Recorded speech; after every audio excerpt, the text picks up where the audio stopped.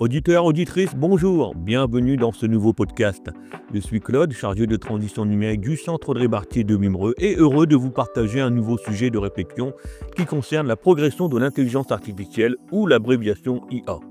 Profitant de diverses manifestations estivales, je suis allé interroger quelques jeunes pour connaître leur ressenti sur cette technologie grandissante dans notre société numérique de nos jours. Sous la forme d'une battle pour ou contre, j'ai posé cette question simple. L'intelligence artificielle améliore la vie quotidienne et contribue à améliorer les interactions humaines de nos jours. Vous êtes pour ou vous êtes contre? Quel est votre ressenti? Eh bien, voici le résultat de mon enquête.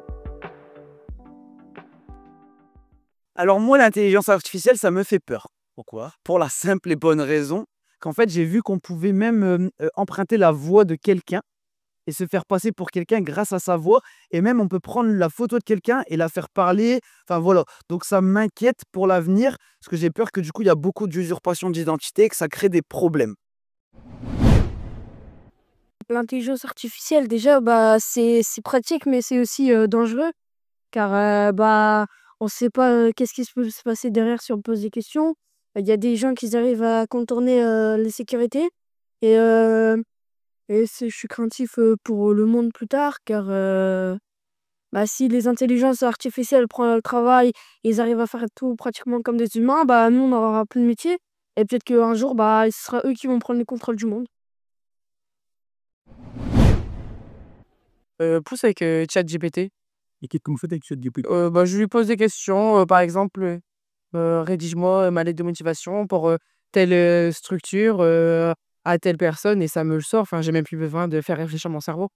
Ça vous aide beaucoup, hein, Oui, ça aide forcément, mais à côté de ça, on devient un peu feignant, quoi.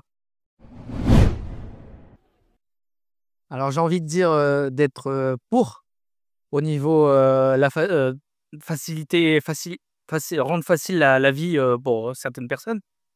Ça facilite aussi le travail, parce ça devient vraiment un outil de travail pour les gens qui travaillent par exemple dans les bureaux, etc. Ça peut aider à avoir des idées, à structurer les idées, etc.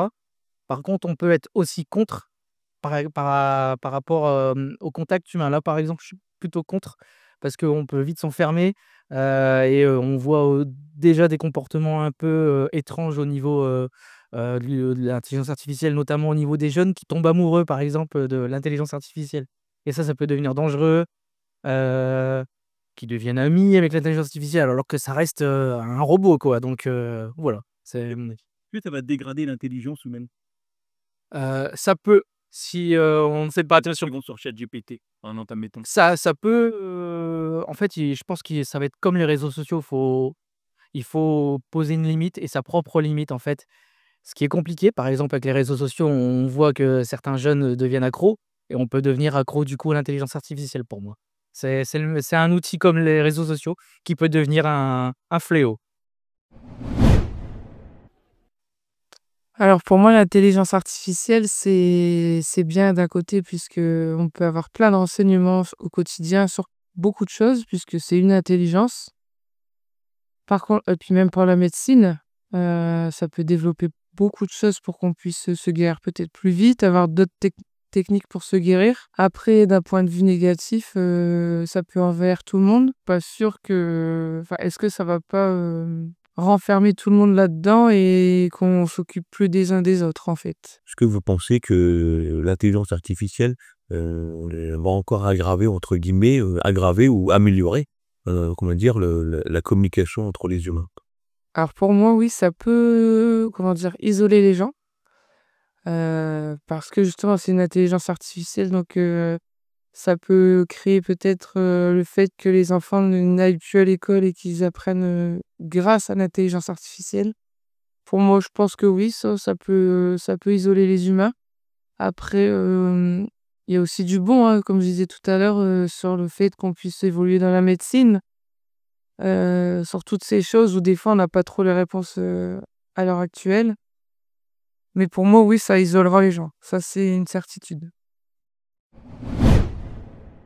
Ça peut nous aider pour faire la cuisine, pour nous apprendre à faire des plats, pour nous aider à chercher, exemple, des sites pour faire des recherches. pour le travail. Ça peut nous aider pour créer, notre, CV, lettre de motivation et ça peut nous aider aussi pour les devoirs. Je suis plutôt pour, parce que c'est un outil, hyper intéressant.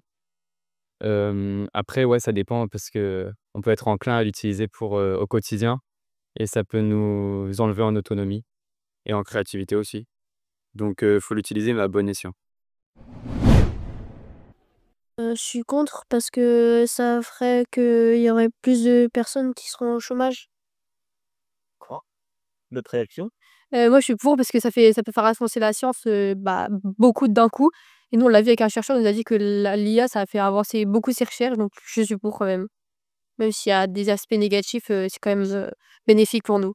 Tu peux me dire un aspect négatif, un exemple? Bah, après on peut forcément, si on s'en sert bien, ça peut être bénéfique. Après, si on s'en sert mal et cetera, faut pas non plus le servir à mauvais escient. C'est aussi, comment on va l'utiliser derrière. D'accord.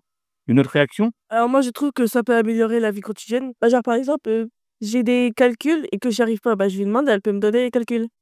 Bah. Et du coup, ça m'aide. On va dire que je suis pour parce que forcément, c'est dans l'air du temps. C'est-à-dire qu'on évolue, ça va forcément nous aider. Ça nous aide déjà, on va dire, en médecine, ça nous aide déjà dans des études. Mais il y a toujours un côté, on va dire, contre, forcément, mais dans toute évolution, c'est que le contre, c'est de faire à la place d'eux ou de l'utiliser à mauvais escient. On se rend compte, et notamment chez moi ou dans les centres, c'est que des fois, on a de l'intelligence artificielle qui arrive sur des CV, sur des lettres de motivation, qui au final sont toutes les mêmes. Et donc, ben, du coup, la personne qu'on va recruter, ben, ça sera pas sur son CV ou ça sera sur sa lettre de motivation, mais ça sera plutôt lors de l'entretien où elle sera en réel et il y aura pas d'intelligence artificielle. Mais après, c'est vrai que l'intelligence artificielle nous aide énormément. Nous, quand on construit, par exemple, des projets, c'est un outil génial pour éviter d'oublier des étapes. C'est un outil génial de création pour la communication. Mais il y a toujours les dérives.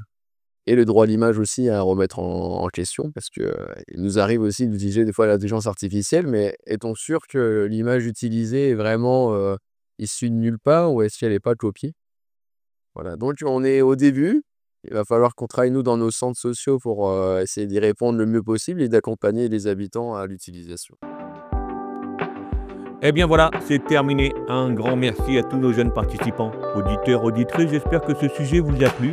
N'hésitez pas à nous interpeller si vous avez des questions ou pourquoi pas participer à un podcast avec nous sur un sujet ou un thème qui vous tient à cœur.